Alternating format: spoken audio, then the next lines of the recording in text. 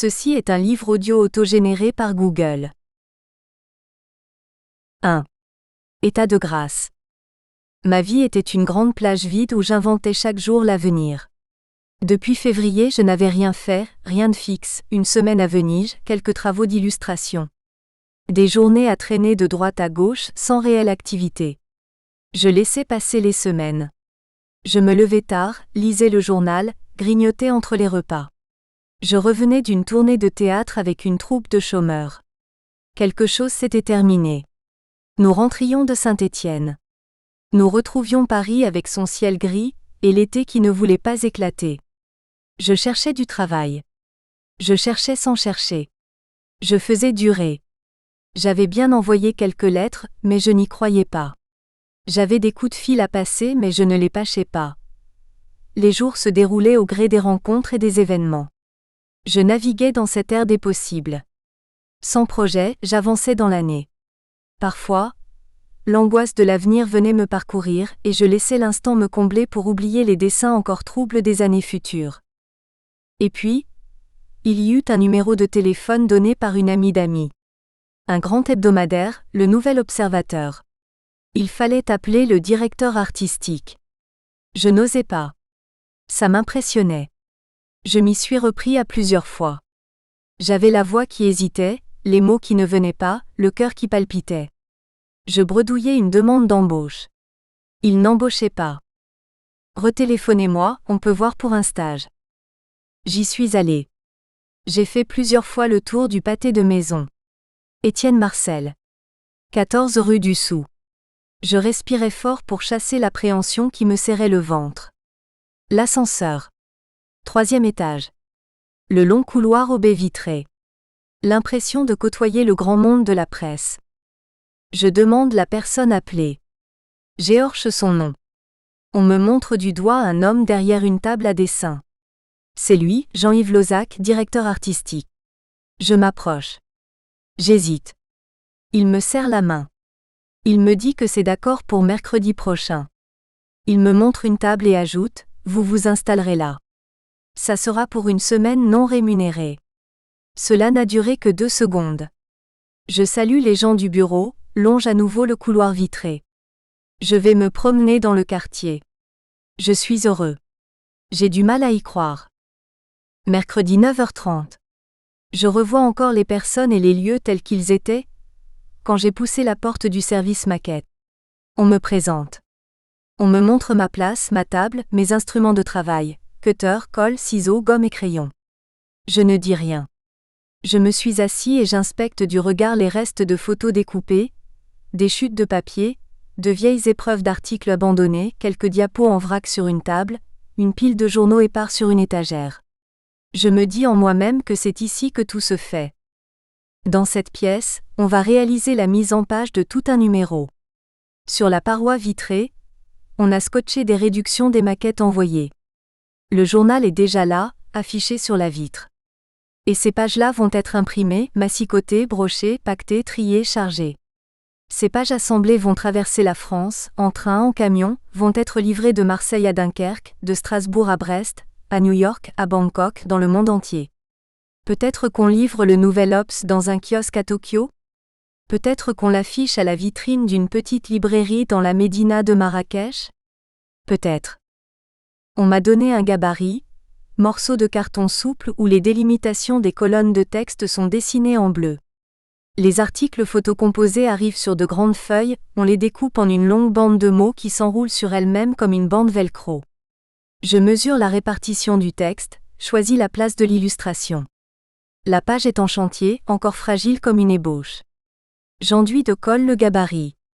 Je divise l'article en pavés de texte et les répartis dans les colonnes prédessinées. On me dirige. Tout va très vite.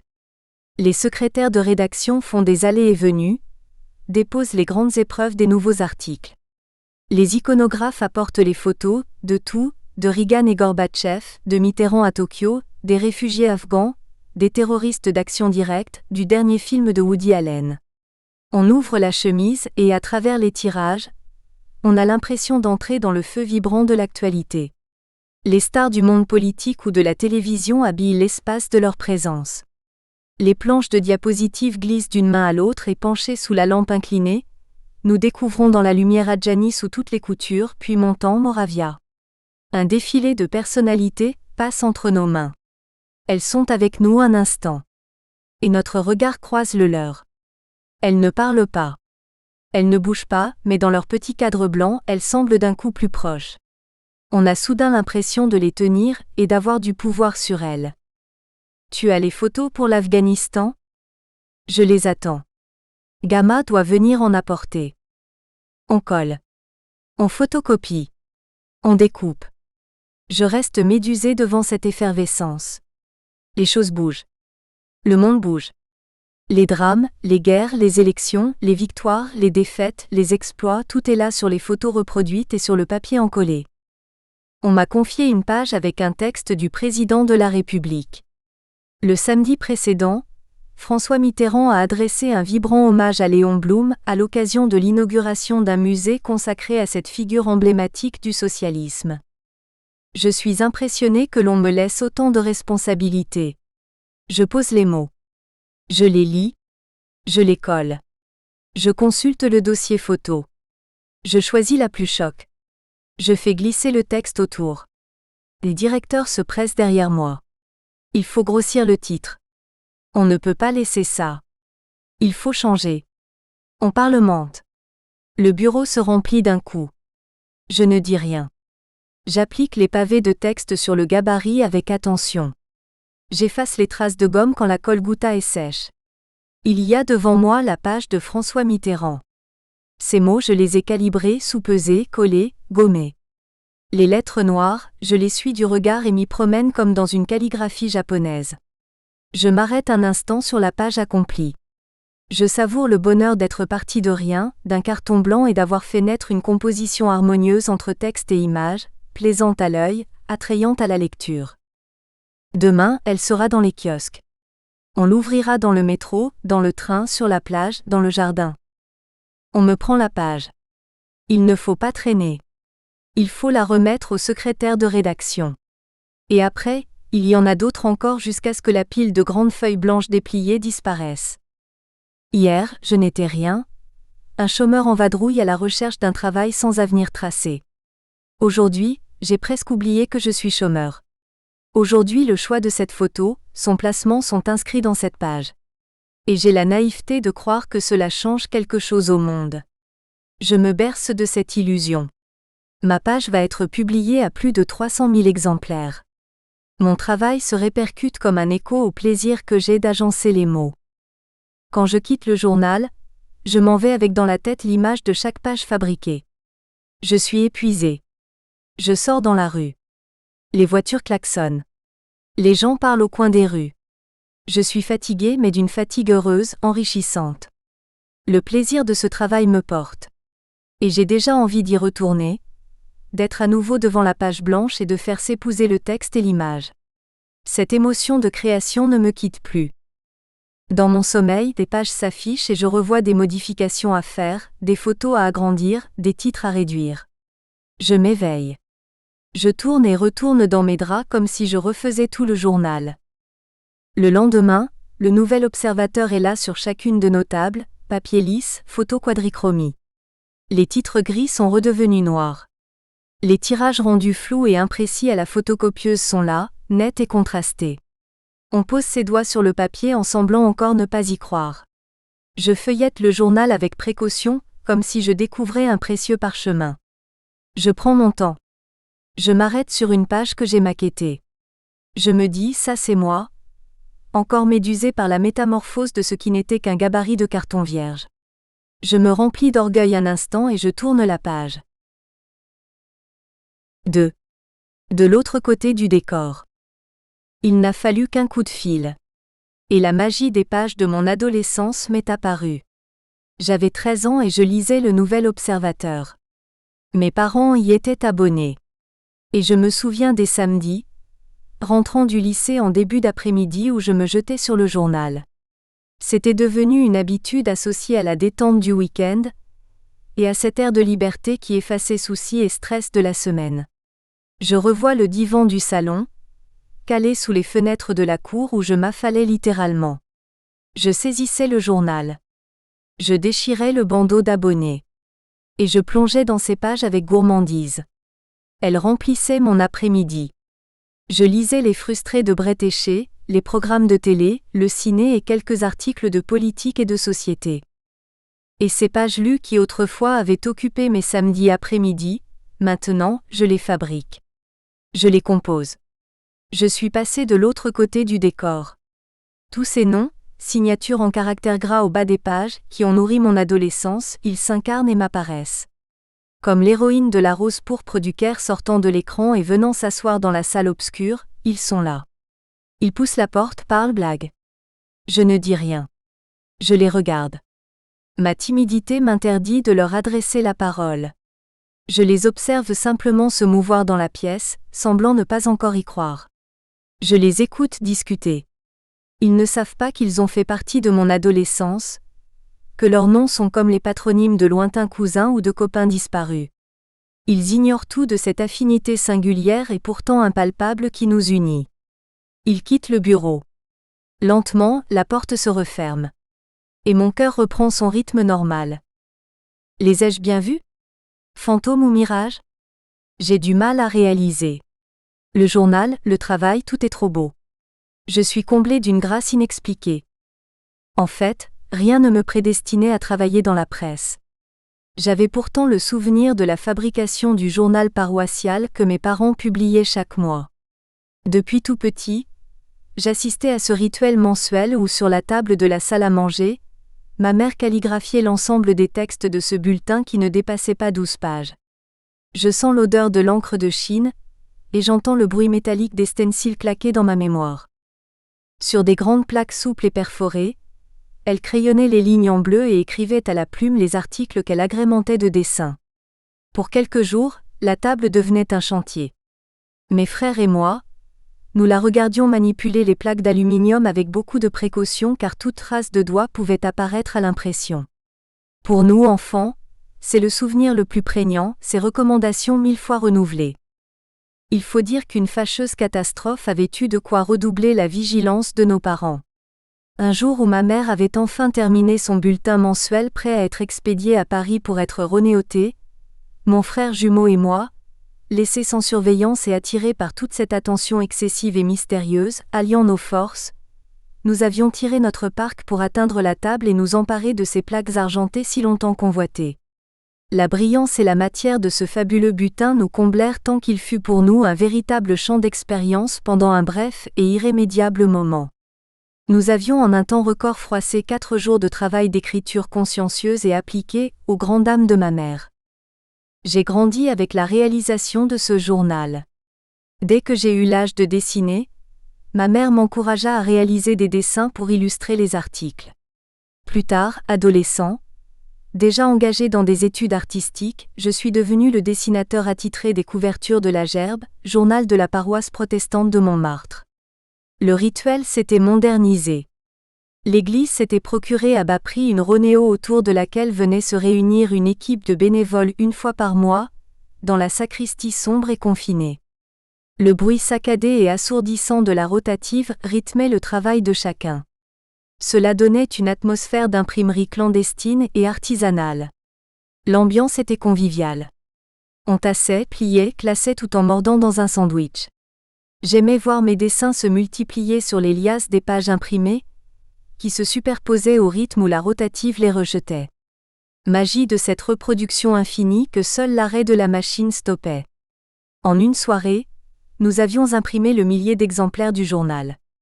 Et quand la petite équipe s'était clairsemée peu à peu et que je quittais Michel, le responsable des opérations, encore en blouse, nettoyant les derniers rouleaux de la machine, j'étais heureux d'en avoir suivi et accompli toutes les étapes. Dans une rédaction de 4e, j'avais clairement exprimé mon rêve. Au sujet, quand je serai grand, mon métier de demain, j'attaquais d'entrée journaliste. Dans des formulations un peu naïves, encore pleines d'illusions, je rédigeais ma composition française à la gloire de ce métier que j'ambitionnais alors. Savais-je ce qu'était un maquettiste, ou ignorais-je tout de la profession qui allait devenir la mienne? Dans ce devoir, je relatais l'histoire du journal que j'avais fait, un hebdomadaire dont j'inventais le titre, Le Parfait Infonateur. L'élection présidentielle de mai 1974 suscita en moi un goût accru pour l'actualité. J'écoutais les informations avec beaucoup d'intérêt et d'ardeur, exalté par cette joute politique pour la conquête du pouvoir. Partisan, je l'étais bien sûr, à la façon candide, fougueuse et excessive d'un garçon de mon âge. Je baignais dans la culture de mes parents. Je me plongeais dans leur lecture hebdomadaire, le Nouvel Observateur, avec l'impatiente fébrilité de l'échéance électorale, comme si je touchais déjà les prémices d'une révolution de société. Changer la vie, prenait le programme commun de la gauche, et c'est ce à quoi l'adolescent ingénu, amer et mal dans sa peau que j'étais aspirait au plus haut. Je découpais les photos du candidat de la gauche unie, couvertures et photos intérieures de l'Obs. J'en tapissais ensuite des tableaux de liège que je plaquais contre les vitres des fenêtres de ma chambre, dans l'espoir de convertir quelques citoyens encore indécis. Les rares passants promenant leurs chiens devaient regarder amusés ces panneaux partisans devant mes fenêtres du rez-de-chaussée. À la même période, 2 dessins consacrés à la campagne des candidats ont été la source du premier numéro du Parfait Informateur. Je me souviens de la fine pointe de Rotring avec laquelle je les exécutais. Ces croquis sans but de prime abord sont devenus les premières pierres de cette aventure qui allait m'occuper plusieurs mois, et peut-être faire jaillir une vocation que je ne soupçonnais pas alors. Au dos de polycopiers usagés, je collais mes dessins et m'évertuais à les agrémenter de colonnes de texte. J'écoutais Europe 1 sur un petit poste de radio Bévox qu'un oncle m'avait offert, et retenais les nouvelles les plus marquantes. Les articles étaient courts. Quelques lignes manuscrites, irrégulières et truffées de fautes d'orthographe suivaient approximativement les colonnes prétracées. Je faisais de la mise en page à mon insu. Novice, je m'initiais à cet art. Savais-je que c'était un véritable travail, où la joie d'assembler les images, de gérer les informations et de les rédiger venait-elle naturellement comme un engouement que le plaisir de la réalisation accomplie décuplait ? Je vivais la préhistoire de mon métier sans le savoir. Le résultat n'était qu'un seul et unique exemplaire original de 2 ou 3 pages, que je ne faisais lire qu'à mes proches. Il n'y eut que 5 numéros. Cette entreprise s'acheva au bout d'un peu plus d'un mois, non par lassitude mais en raison de la charge de travail que cela représentait. Il reste encore sur ces pages jaunies des articles inachevés ou à peine débutés, comme si le travail suspendu n'attendait qu'une suite. Le plus troublant quand je feuillette aujourd'hui ces numéros uniques, c'est la manière dont l'adolescent que j'étais copiait l'Observateur. Le titre Le Parfait Informateur était calqué sur celui du Nouvel Observateur. Les photos, les pubs, les streamers, tous ces détails d'un vrai magazine étaient reproduits avec un souci d'authenticité naïve qui me faisait jubiler. On aurait pu croire que l'enthousiasme de cette expérience allait clarifier plus tard mes désirs d'orientation. Il n'en était rien. J'avais bien suivi une formation artistique d'une école d'art appliqué renommée, l'école Boulle. Je me promettais à une carrière d'architecture intérieure, mais le mois de stage de fin d'études passé dans une agence m'avait fait déchanter sur l'avenir de ce métier. Je tirais des traits sur une table à dessin du matin au soir. Je faisais des plans. Et je ne pouvais espérer véritablement être le créateur d'un projet professionnel qu'après une dizaine d'années d'expérience. J'ai quitté l'agence en affirmant que ce n'était pas fait pour moi. J'ai tiré un trait définitif sur cette carrière trop bien tracée. Je voulais être maquettiste de presse. C'est ce que je répétais autour de moi. La formulation avait le mérite d'être claire. Mais que connaissais-je de la profession ? Rien ou presque. C'est peut-être toutes ces confluences de souvenirs, toutes ces envies diffuses qui, au moment de me lancer dans le monde du travail, avaient cristallisé mon désir d'une façon ferme et définitive. L'opiniâtreté et l'exactitude de ce vœu cher ont sans doute aidé à son exaucement.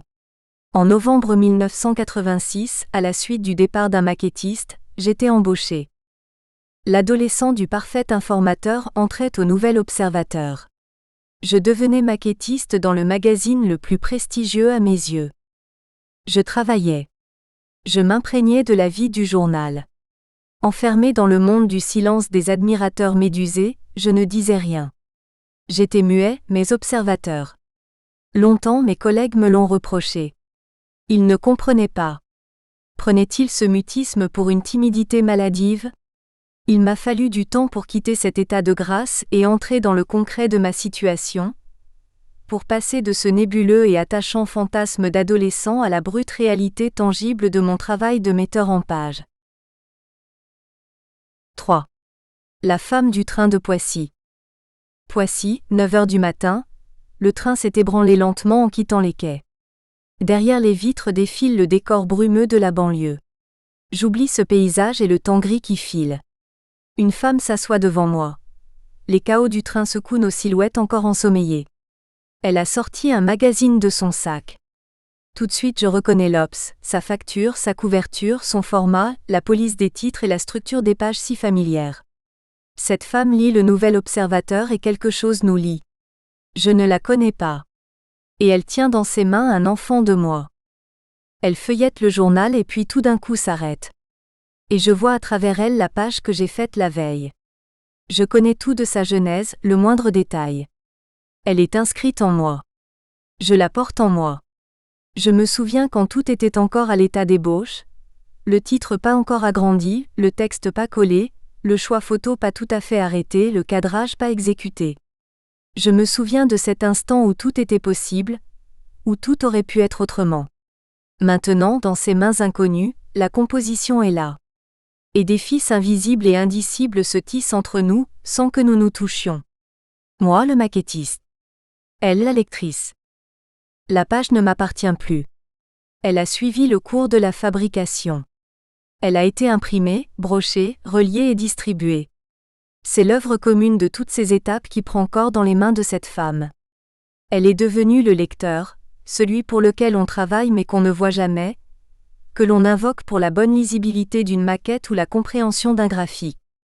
J'aurais presque envie de lui poser la main sur le bras et de lui dire « Madame, cette page que vous lisez, c'est moi qui l'ai maquettée », pour que s'établisse un lien tangible entre le fabricant et le consommateur.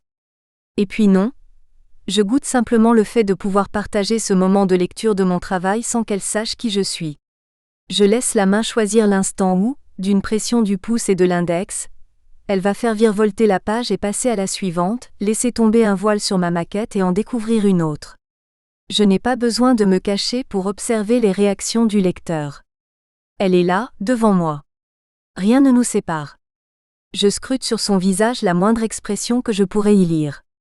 Un très léger mouvement de la bouche, un plissement de paupières, chaque signe est à interpréter. Le train ralentit en gare Saint-Lazare. Elle ferme le journal, le range dans son sac, se lève et descend. Et ma page imprimée se perd dans l'affluence des voyageurs qui lentement s'égrènent vers la sortie.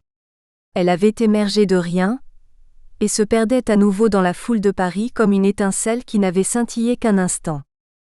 Et je la regardais s'éloigner comme enfant.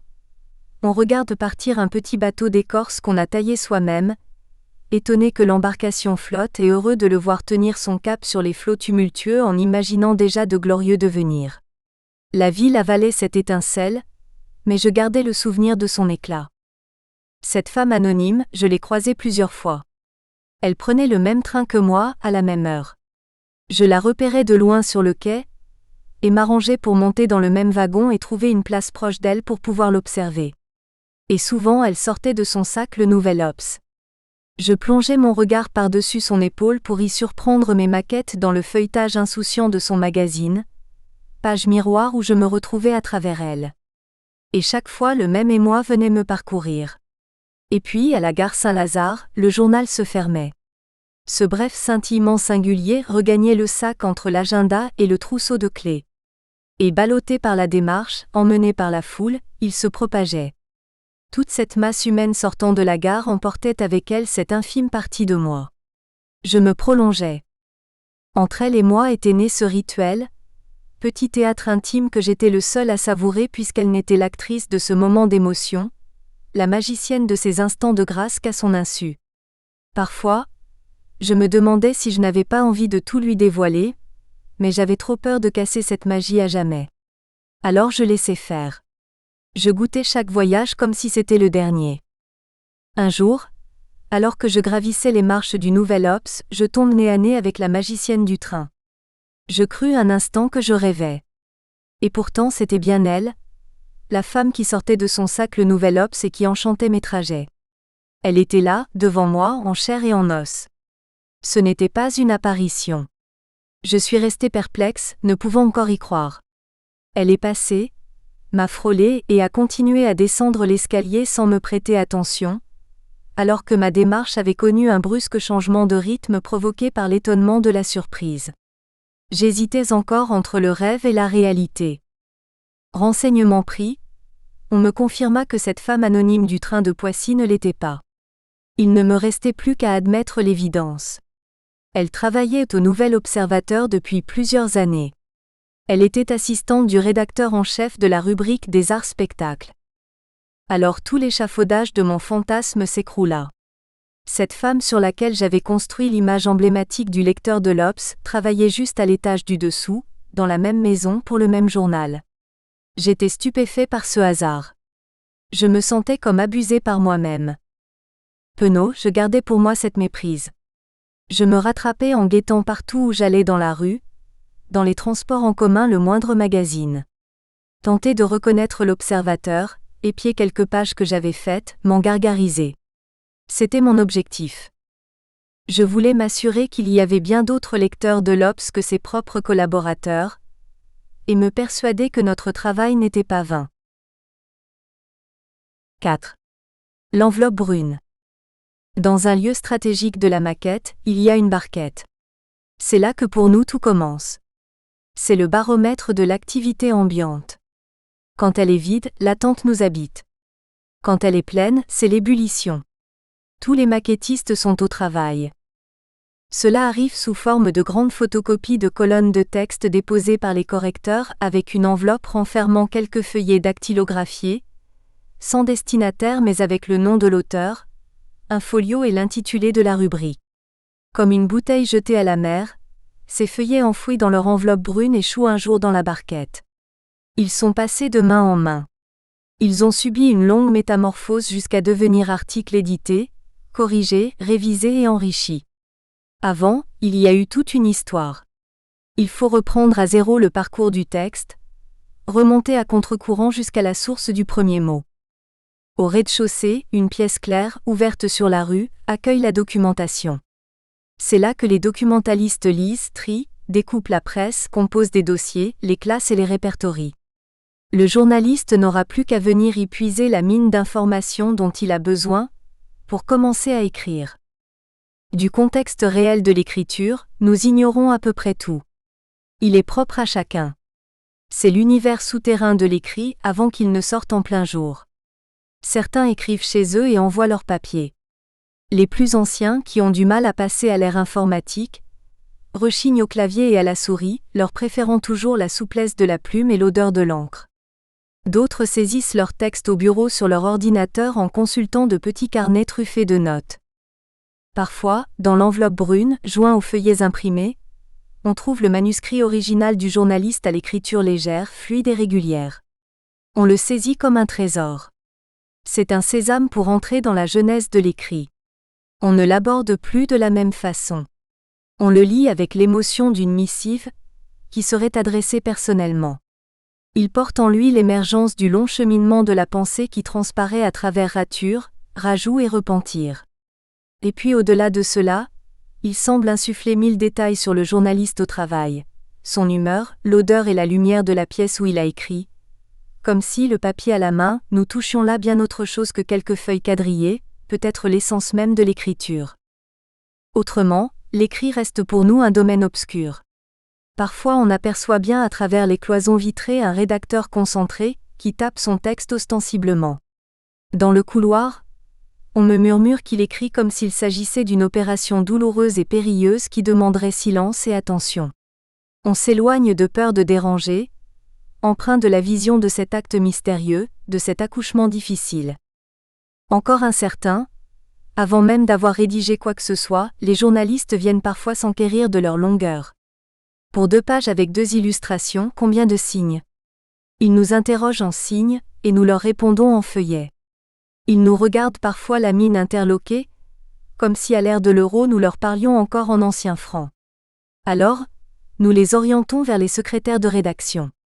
Il arrive que l'estimation des feuillets ne soit pas échelonnée de la même manière, et provoque des approximations regrettables.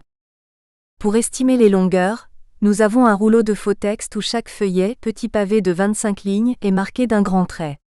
Nous le déroulons comme un maître de couturière sur les gabarits vierges. Souvent, la même configuration de page se présente. Ils reviennent nous interroger, comme si cela les rassurait d'avoir des balises avant de se lancer dans les vertiges de l'écriture. Et les mêmes questions d'arithmétique se reposent. On les presse avant même qu'elles soient formulées, quand on les voit débouler à l'improviste dans la pièce. Quand le journaliste a fait son enquête et écrit son papier, son rédacteur en chef, responsable de rubrique le lit, le conseille, le critique, coupe, corrige l'angle s'il y a lieu, parfois même le réécrit en partie ou totalement. Puis il l'édite. Trouve un titre, un chapeau, un surtitre, tout ce qui va susciter l'envie de lire. Ensuite le texte monte d'un étage. Enveloppé dans sa pochette brune, il gravit quelques marches et arrive dans la partie technique. Comme un produit manufacturé, il suit la longue chaîne de l'édition. On l'apporte chez les secrétaires de rédaction. Eux vont l'enrichir en le cotant, c'est-à-dire en lui attribuant des codes pour que le texte dans sa forme finale sorte dans le bon corps et dans la bonne police. La correction-révision est l'étape suivante. C'est un monde que l'on a toujours voulu préserver, un peu à l'abri du tumulte et de l'effervescence de la maquette. À chaque réaménagement, on prévoit une pièce protégée pour assurer le calme nécessaire à l'étude attentive des textes. C'est le domaine de la rigueur grammaticale, de la syntaxe et du code typographique. Le texte est analysé, décortiqué, disséqué. Fautes d'orthographe, erreurs de syntaxe, incohérences historiques, approximations géographiques, tout est passé au crible, vérifié. Sur les murs est punaisé, comme un graffiti à la benne ou un inventaire à la Prévert, le nom d'un chef iranien, l'organigramme du gouvernement, la capitale d'un État africain ou les dates de la signature d'un traité. Au milieu de ces affichages disparates, quelques lettres de lecteurs protestataires s'indignent d'une mauvaise concordance des temps ou chipotent sur un détail de ponctuation. De gros dictionnaires à la reliure fatiguée jonchent les tables. On y revient toujours. On les repousse pour miteux les ramener à soi dans ce va-et-vient, ce flux et ce reflux qu'interpelle la langue. On y peaufine l'écrit. Le silence n'est troublé que par le froissement d'une page que l'on feuillette, ou le claquement d'un dico que l'on referme. On perçoit dans cette absence de bruit comme le bourdonnement du travail qui mûrit, consciencieux et concentré. Et puis, au cœur de cette quiétude studieuse, une voix s'élève, interroge d'un ton presque disproportionné par rapport au calme qui précédait. Est-ce qu'on met une div à Paris Match ? Une autre voix répond. On ne sait pas d'où elle vient. Le doute de l'un avalé par la certitude de l'autre dans la fluidité de l'échange. L'équilibre recouvré dans cette solidarité de la connaissance. J'aime parfois venir me baigner dans cette ambiance feutrée. Je m'installe à un bureau vide, presque incognito. J'aime les observer travailler. J'ai l'impression de franchir une frontière et de me retrouver dans un monde étranger. Je mesure mon ignorance. Cela réveille en moi toutes les hontes enfouies, et jamais réglées de lamentables fautes d'orthographe. Je ne sais si cela les calme ou les amplifie. Mais je m'amuse d'être là parmi eux, de partager leur silence et d'écouter leur obscur langage, florilège d'étranges syllabes, cap, div, fin, clam, rog, gui, flex, etc. Qui claquent comme des onomatopées de héros de bande dessinée. Chaque correcteur possède son répertoire à l'image de sa personnalité. Couverture rigide et reliée ou cahier à spirale truffé de post-it et de petits mots collés. On reconnaît leur appartenance à la calligraphie de leur écriture, ou au style du carnet. Ce sont de véritables dictionnaires personnels, en perpétuelle évolution, celui qu'aucun éditeur ne pourra jamais publier. On y trouve des chefs d'État récemment nommés, la constitution d'un gouvernement, un Nobel de physique pressenti ou la nouvelle orthographe d'une ville rebaptisée. Souvent, les différentes notes manuscrites, coupures de presse ajoutées, en ont altéré le format et gonflé le volume. On les restaure alors comme on peut. D'un bout de scotch, d'un point de colle, on rafistole une couverture abîmée, des pages détachées, des feuillets volants. À la fin, ils deviennent de fragiles pièces de musée, mais riches d'une fourmillante et incomparable mine de savoir. Ils font un métier de l'ombre. Leur nom n'est pas au bas des pages. Je me demande parfois avec l'attention à la langue et la... Nous espérons que vous avez apprécié cet aperçu.